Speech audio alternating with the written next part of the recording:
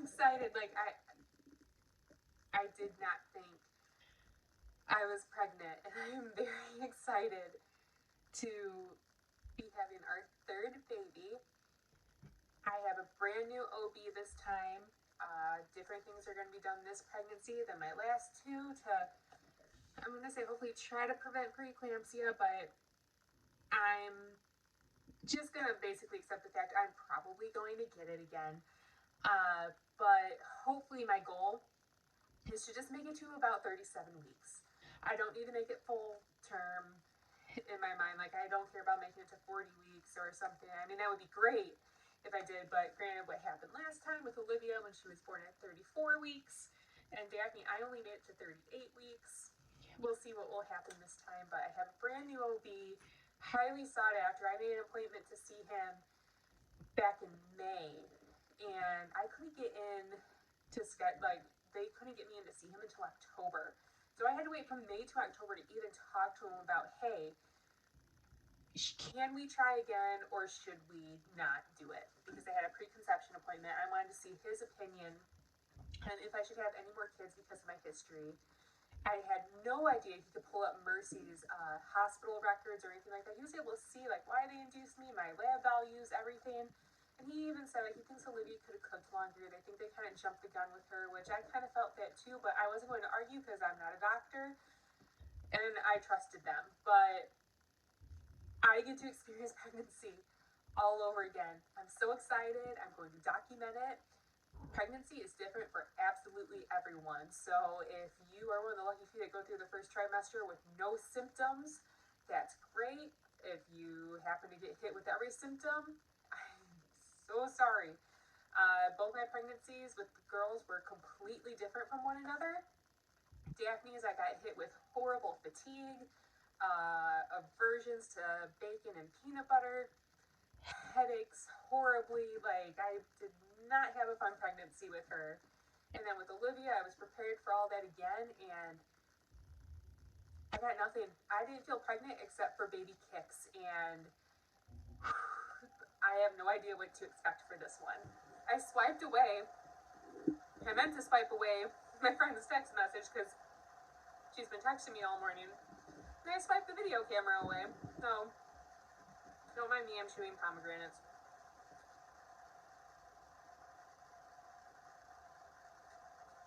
These are amazing.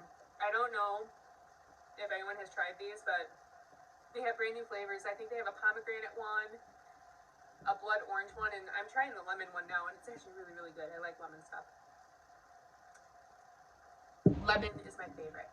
Okay, so in my video this morning, I'm not going to lie, I didn't think I was pregnant. I did not think anything happened this cycle for a couple reasons. First reason being my basal body temp that I've been taking every day and watching, I couldn't tell where I ovulated. And I had a past good few months where I did have the ovulation dip and then my temperature rose up. It was like textbook basal body temping. And then this month it was like, I see your point, but I'm going to go back down. It was a bunch of up, down, up, down. I didn't have anything consistent, I guess I should say. And then I finally caved and went and got LH strips. I got some clear blue ones, and that wasn't picking up an LH surge. So I have no idea where I ovulated. So I'm just going by my app right now. My app is saying I'm 3 weeks, 4 days. And that's where I found out I was pregnant with both the girls, and they were both fairly faint lines at that time. I don't start getting line lines until about 10 DPO or 11 DPO, which will be tomorrow and the next day, according to my apps. But if I were to try to go off basal body temping, it's just confusing the heck out of me. So this morning, I did not think I was pregnant because of that. I had a couple days where I thought maybe I might possibly be. But I had a few months where trying and either nothing happened, it didn't take, or I did have a chemical pregnancy a while ago, and that was really heartbreaking sad, which is also kind of a downside of testing so early. So my guard is still up, but I'm going to stay completely positive. I did not think I was pregnant. I recorded just in case. So unfortunately, that video was very crappy quality. I do not have the best lighting in my bathroom. The vent was on. My cats were meowing because they wanted to be fed. Even though they had food in their dish, they need fresh morsels apparently before they can take on the day and leave me alone.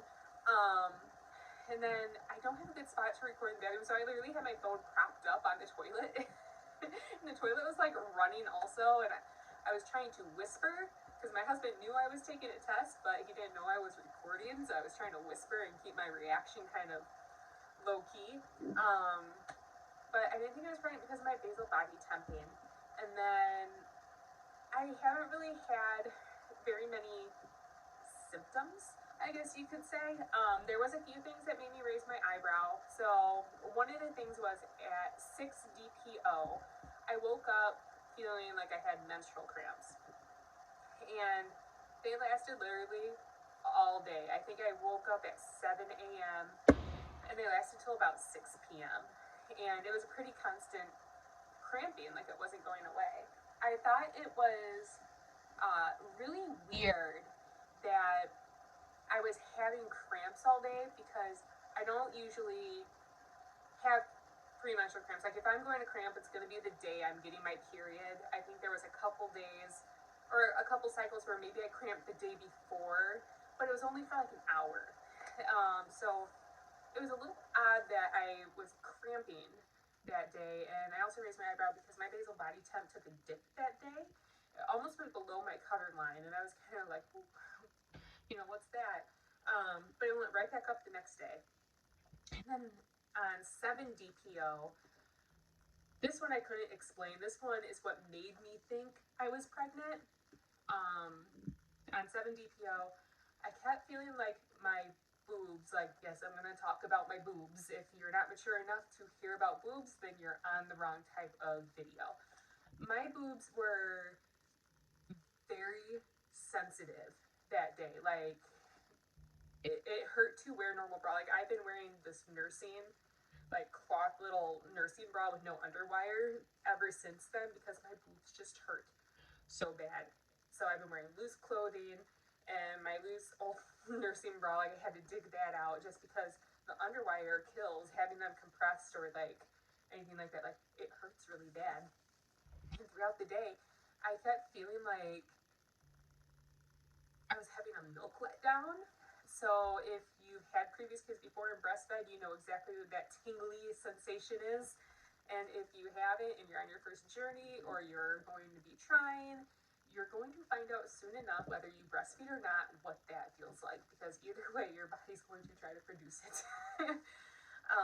But my boobs were just tingly all day long, along with the sore nipples. And I looked at my husband and I was like, dude, my boobs hurt really bad. And he even said, you're probably pregnant. I think he knew I was pregnant before I wanted to maybe accept the fact that I was going to be, because in my mind still, I didn't think it happened. Then on 8 DPO, which was, according to my app, yesterday, I was kind of crampy again. And what made me think I wasn't pregnant is also my basal body temp yesterday took another dip again. And I did take a test on 8 DPO. Waste of money. Don't know why I did it. I literally have never gotten a positive test on 8 DPO. But I did take one yesterday, and where did it go? Oh, they're over there on it. Oh, got the pomegranate. EP sticks. Again, if you're not mature enough to talk about pee, you're watching the wrong video. So, I took one yesterday at 8 DPO, and as you can see, I'm going to hold it up. There's literally nothing in it. Like, I thought I saw something, but I've had 2 kids, and God knows how many pregnancy tests I have taken. I know where to look for the line. So if I did see something yesterday, I figured it was line eyes type of thing. Then this morning, I can try to show you this morning's test. I guarantee it's not going to show up on the camera. I did take some pictures, and if you glance really, really hard, you can see it, but I'll just post like a line progression test later on in the week because I think I have like 4 more first responses I can take. But today's, let me see if I can get this. I'm not sure if we can see it. Pick up closer. Oh no, it's not gonna pick up on the camera. But I took a test yesterday. I forgot where I was even going with this. Oh yeah, 8 DPO. I was crampy again. So I took a test just to see. Obviously it came back negative. But I was crampy all day, and my basal body temp went down again. And that's what made me think I wasn't pregnant. I obviously had a negative test, which it's always negative at 8 DPO anyways, and my basal body temp went down again. Granted, I have never checked my basal body temperature ever with a pregnancy, so I have no idea what to expect. But I figured from everything I read online, when you're pregnant, your basal body temp is going to go up and up, kind of like a triple step. So there's before ovulation, after conception. And mine is just kind of like staying where it is, and I'm hoping that will be okay. And today, any symptoms today?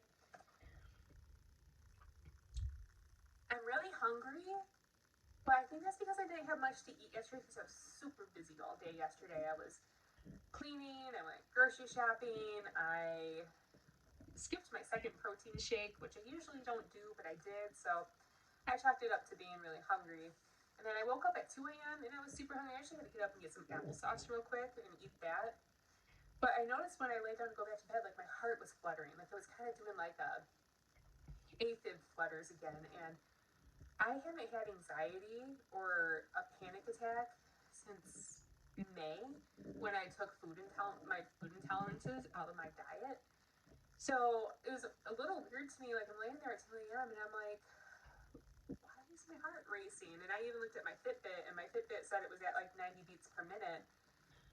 So I just kind of took a few deep breaths, put on some lavender oil, and went back to bed. But with both girls, unfortunately, in the first trimester, I had terrible hormonal panic attack induced anxiety. And I'm hoping that won't happen.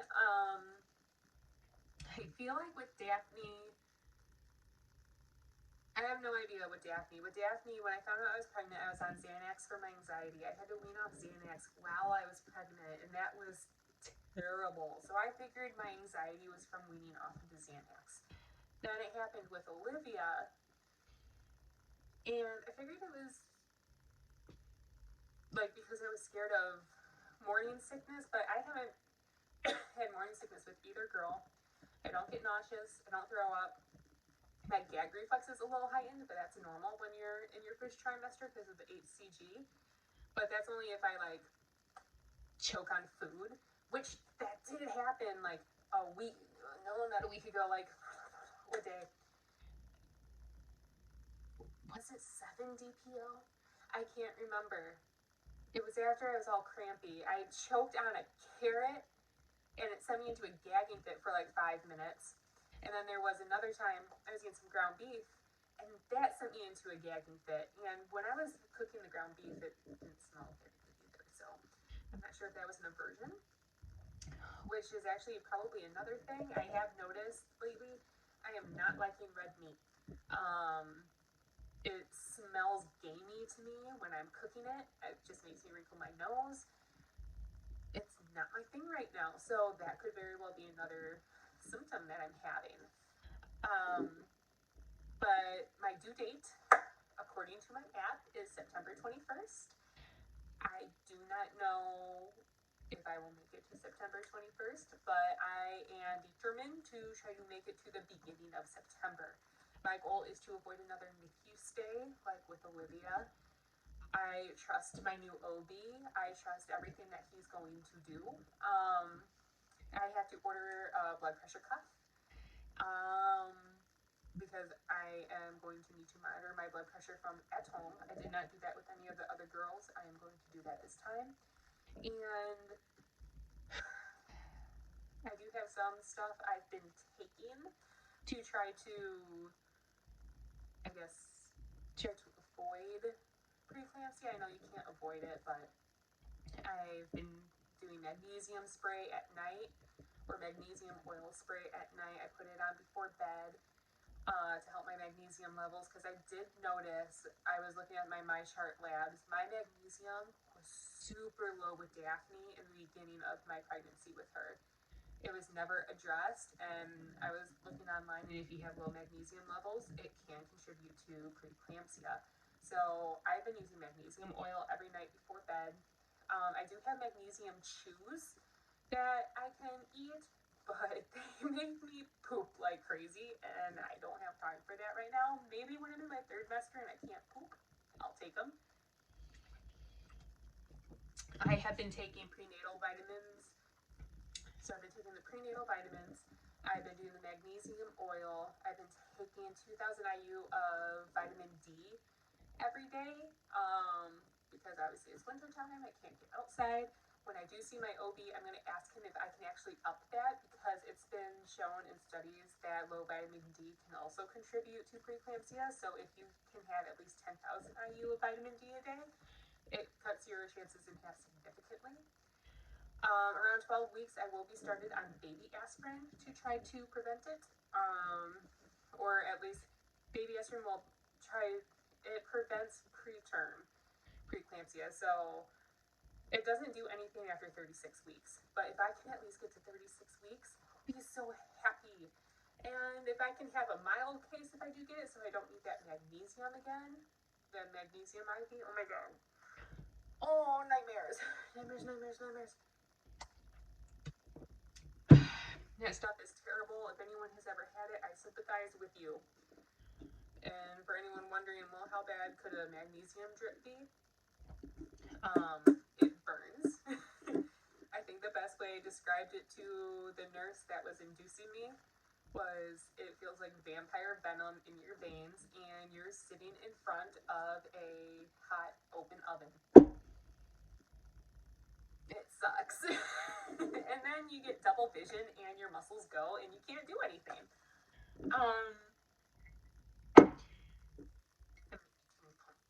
I just realized I'm eating out of a whiskey cup. I'm not drinking. We'll see how I do with weight gain. With Daphne, I gained 70 pounds. With Olivia, I gained 35 pounds, which is half of what I gained with Daphne. So I was really, really happy with that. And then, I mean, we'll see where I'm going to go with this one. Like, I'm eating more healthier than I did with Olivia since I found out the food intolerances, and like I'm literally focusing on whole nutritional food besides those pot stickers that are so yummy. I'll have to show you guys the brand. And like I'm still getting up to my 10,000 steps a day. I still go on my walks every day. I mean, I'm not going to try to focus on weight this time like I did with Olivia because I spent so much time focusing on my weight with her. I couldn't enjoy her pregnancy very well, and I don't want to do that this time. I want to enjoy every single symptom, every single milestone, every single kick, belly bump, picture, everything. So I'm real excited, and I will post my 10 DPO and 11 DPO test in a couple days to show line progression. And let's see, my weeks turn on Tuesdays according to my app, and I'll probably post videos on like a Saturday, just so that I'm a few days into the week so I can give proper updates with symptoms, because I can't very well say, hey, I'm 5 weeks pregnant and here are my symptoms for 5 weeks when I haven't lived through the week yet. So every Saturday I'll post a video, and I'm so excited. Like, I can't stop saying, I think I've cried like 4 times today because I'm so excited. And I have to wait till Monday to call my OB. So, go figure, I would find out I'm pregnant on a weekend. when they're closed. I thought for sure they would be open until like noon today because it's Saturday, because that's what my old OB had, and nope, they're closed till Monday. So, all right, I will update you guys later.